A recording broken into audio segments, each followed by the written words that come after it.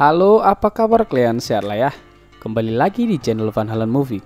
Jadi kali ini kita akan mereview sebuah film dari negeri Indonesia. Dan untuk pertama kalinya nih aku nge-review film Indonesia. Film kali ini berjudul Selesai. Oke, udah selesai ya, makasih. Enggak, maksudnya judulnya itu ya selesai. Dan film ini baru aja dirilis tahun ini.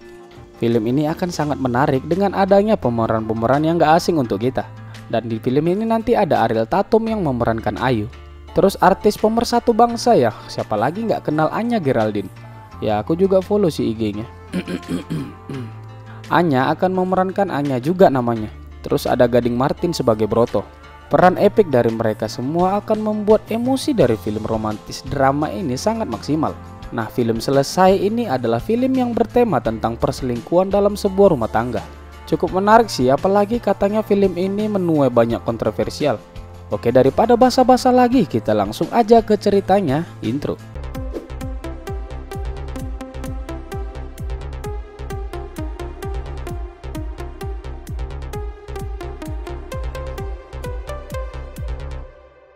Film dibuka memperlihatkan sepasang suami istri yaitu Broto dan Ayu.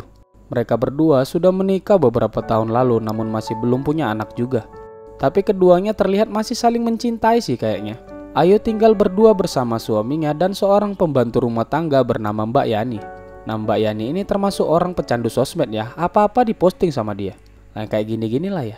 Tapi dia termasuk pembantu rumah tangga yang rajin dan dipercaya oleh Ayu dan Broto.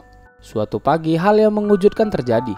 Ayu pulang dan mendapati sebuah mendapati sebuah celana dalam Anya di dalam mobil Broto.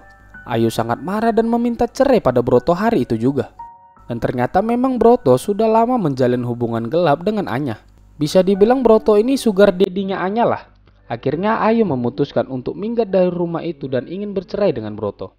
Broto berusaha menahan Ayu untuk tidak pergi, namun Ayu sangat bersikeras. Karena ini tidak kali pertama Broto selingkuh.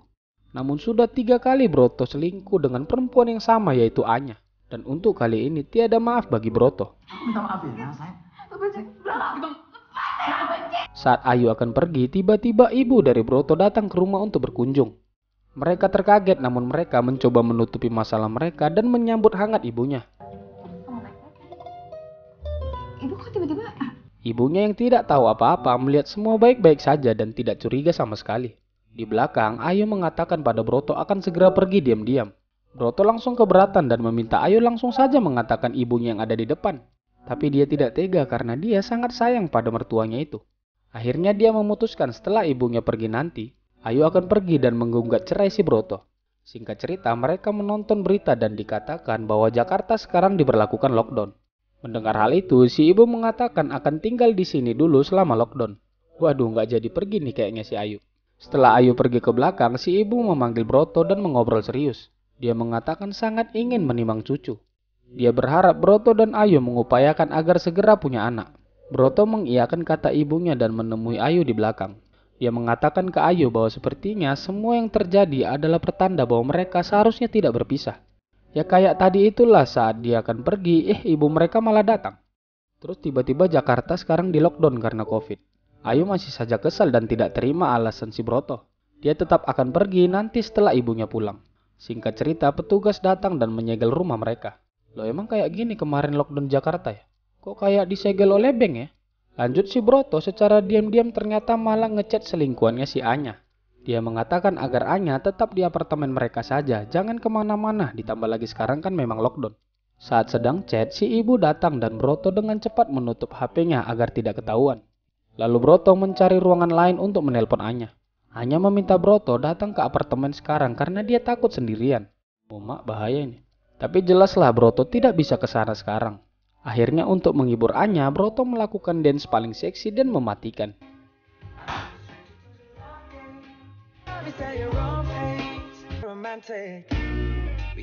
Setelah itu, Broto bertanya soal celana dalam Anya yang tertinggal di mobil.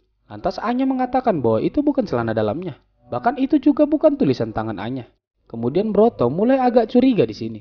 Tak berapa lama kemudian ibu Broto datang ke situ. Untungnya Broto cepat menyembunyikan celana dalam yang tadi ya. Si ibu masih bertanya soal kenapa mereka belum juga punya anak. Dia tidak sabar ingin menimang cucu segera. Tapi Broto mengatakan agar si ibu tetap sabar, biar Broto yang berusaha. Di sisi lain, Bambang, pacarnya Mbak Yani, datang ke rumah karena rindu. Dia secara diam-diam masuk dan ingin melepas rindunya dengan Mbak Yani.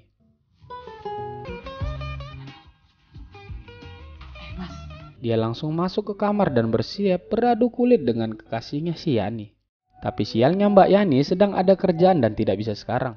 Karena si Bambang sudah nggak tahan. Dia melihat Ayu yang sedang ada di luar dan menjadikannya untuk bahan. Wih, adalah paksa kali ya. Sialnya saat sudah di ujung, si ibu Broto malah datang. Aduh, ganti view-nya ya. Tak lama kemudian Mbak Yani datang dan karena kerjaannya sudah selesai, dia bersiap menunggu kekasih hatinya Bambang mengeksekusi dirinya. Tapi Bambang karena tadi udah kerja sendiri ya, dia capek, udah males lah ya. Akhirnya dia meminta Mbak Yani untuk memijitnya saja. Di malam harinya, karena Broto lagi slack dengan Ayu, dia jadi tidur di bawah. Broto mulai kepikiran siapa sebenarnya yang punya celana dalam itu. Dia mulai bertanya-tanya dalam hatinya. Keesokan paginya, si ibu mengetok-ngetok kamar mereka dan membuat Broto terbangun. Dia langsung membereskan tempat tidurnya. Dia dan Ayu langsung berpura-pura ramah seolah-olah tidak terjadi apa-apa. Si ibu datang membawakan sarapan pada mereka berdua. Lalu si ibu malah dengan polosnya mengajari mereka beberapa gaya agar bisa dapat anak dengan cepat. Jelaslah hal itu membuat Ayu dan Broto canggung. Singkat cerita, Broto agak mencurigai bahwa Ayu sepertinya punya selingkuhan. Dia meminta tolong temannya seorang hacker untuk melacak HP Ayu. Dia meminta mencari nomor siapa saja yang sering berhubungan dengan nomor Ayu. Setelah dari situ, Broto langsung menjumpai Ayu dan karena tidak sabar, dia langsung menuduh Ayu berselingkuh juga di belakangnya. Ayu pun tidak terima dengan tuduhan Broto. Kemudian Broto menelpon temannya tadi dan membuat mode speaker di HP-nya. Dia meminta temannya mengatakan secara kuat-kuat siapa orang yang sering dihubungi Ayu belakangan ini. Dan ternyata yang sering dihubungi Ayu belakangan ini adalah si Broto. Waduh, kemakan senjata sendiri dia, bos. Ayu langsung menampar Broto dan pergi dari situ. Tak berapa lama kemudian, teman Broto menelpon lagi dan mengatakan ternyata dari HP Ayu ada 2 kartu.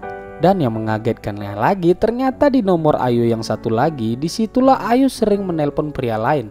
Tak disangka, pria yang sering menghubungi Ayu belakangan ini adalah adiknya Broto bernama Dimas. Sontak Broto naik darah dan langsung menemui Ayu di kamar.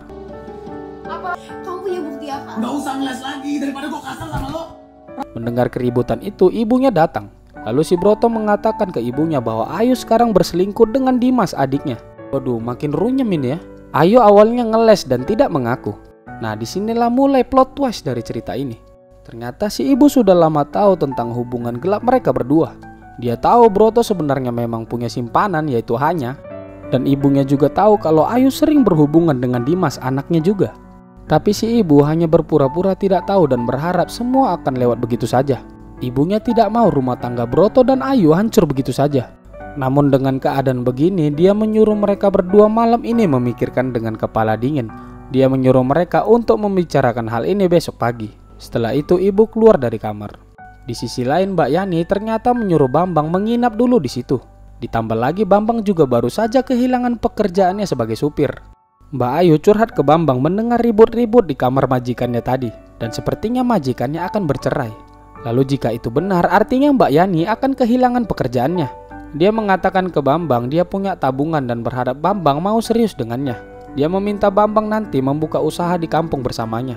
Bambang tergiur dengan tawaran Mbak Yani, apalagi tahu Mbak Yani punya tabungan yang lumayan. Jadi si Bambang sebenarnya jahat ya, dia ternyata punya anak dan istri juga. Ya tapi pura-pura lajang lah istilahnya. Ini satu rumah kok isinya skandal semua ya, apa gimana ceritanya nih? Lanjutlah, keesokan paginya Bambang kaget saat ibu datang ke kamar Mbak Yani. Dia langsung dengan cepat menutup selimutnya. Untungnya si ibu nggak curiga dan mengira itu Mbak Yani. Si ibu curhat di situ dan mengatakan kalau emang nanti keputusannya Broto dan Ayu cerai, Mbak Yani mau tidak mau harus bersiap-siap mengambil langkah selanjutnya untuk mencari pekerjaan lain lah. Lalu si ibu keluar dari situ. Akhirnya hari ini berkumpullah mereka di ruang tamu membahas soal kemarin. Dan alangkah kagetnya si ibu malah menyuruh Dimas datang ke situ. Waduh, apa nggak ngeri nih? Dan yang parahnya saat Dimas datang, si Ayu malah senyum-senyum. Kemudian Broto dan Ayu sedikit bersih tenggang dan berdebat di situ. Ditambah lagi Broto sangat kesal dengan adiknya Dimas ini. Lalu Ayu akhirnya menjelaskan bahwa memang ternyata dirinya selama ini sudah dekat dengan Dimas. Dan hal itu karena dia tahu Broto selingkuh dengan Anya. Ayu menemukan tempat pengaduan yaitu Dimas dan akhirnya dia nyaman lalu jatuh cinta pada Dimas. Ayu juga lah yang menjebak Broto dengan menuliskan nama Anya di celana dalam yang tadi. Tapi Dimas langsung menyangkal itu semua dan meminta Broto mendengarkannya dulu. Ada sebuah kesalahpahaman di sini. Kemudian ibu memanggil Mbak Yani dan mengatakan ke Dimas kalau dia nggak usah ngeles. Mbak Yani juga sudah mendapati bukti rekaman mereka sering teleponan di rumah. Jadi Mbak Yani ternyata sudah dibayar si ibu untuk menyelidiki gerak-gerik Ayu di rumah. Akhirnya Ayu mengatakan dia juga sudah yakin ingin menikahi Dimas. Dia malah meminta izin atau restu dari si ibu. Waduh, parah. Akhirnya Dimas menjelaskan ke semuanya. Dia mengatakan semua ini salah paham. Dimas memang awalnya menjadi teman curhat Ayu. Hal itu karena dia peduli dan menganggap Ayu itu kakaknya lah. Hingga suatu ketika dia menyadari bahwa Ayu jatuh cinta dengan dirinya. Dimas memilih menjauh dan tidak menghubungi Ayu lagi. Dia tidak ada niat sama sekali untuk menghancurkan hubungan Ayu dan Broto, apalagi sampai menikahi Ayu. Mendengar perkataan Dimas, Ayu sangat syok. Ayu langsung marah-marah dan mengatakan dia merasa dijahati oleh keluarga Broto. Dia marah-marah dan menangis. Tak berapa lama kemudian Anya datang ke rumah. Waduh, makin runyam ini masalahnya. Anya langsung merangkul Broto dan mengatakan dirinya sekarang hamil. Mampus. Ayu langsung menangis sejadi-jadinya dan pergi dari situ.